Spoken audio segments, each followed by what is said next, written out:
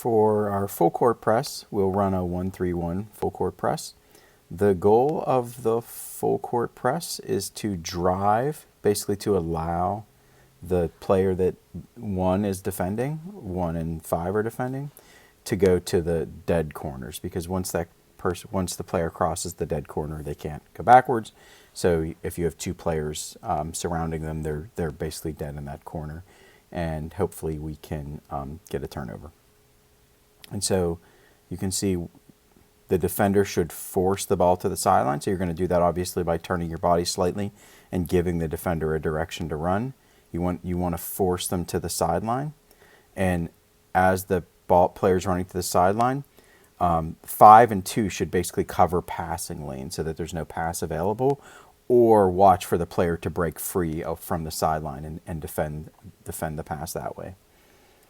And so as the player moves up the sideline, you can see in this case, every other player is trying to prevent passes. We allow them to cross here, and at that point they're trapped by the 1 and the 3.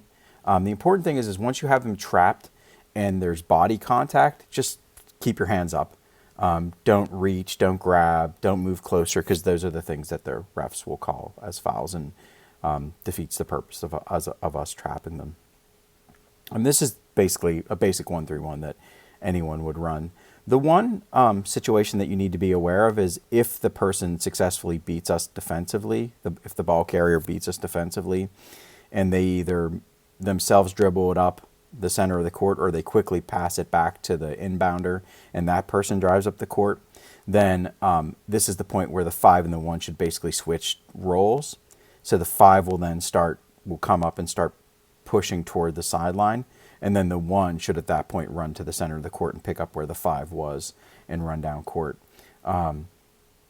So at all points when we're running this, we should be aware of what's going on. And if players are running down court, then and they're looking for long passes, then we need to retreat back into our defense and prevent those passes.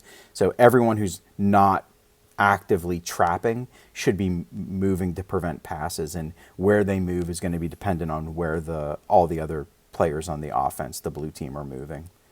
So all players should be doing that.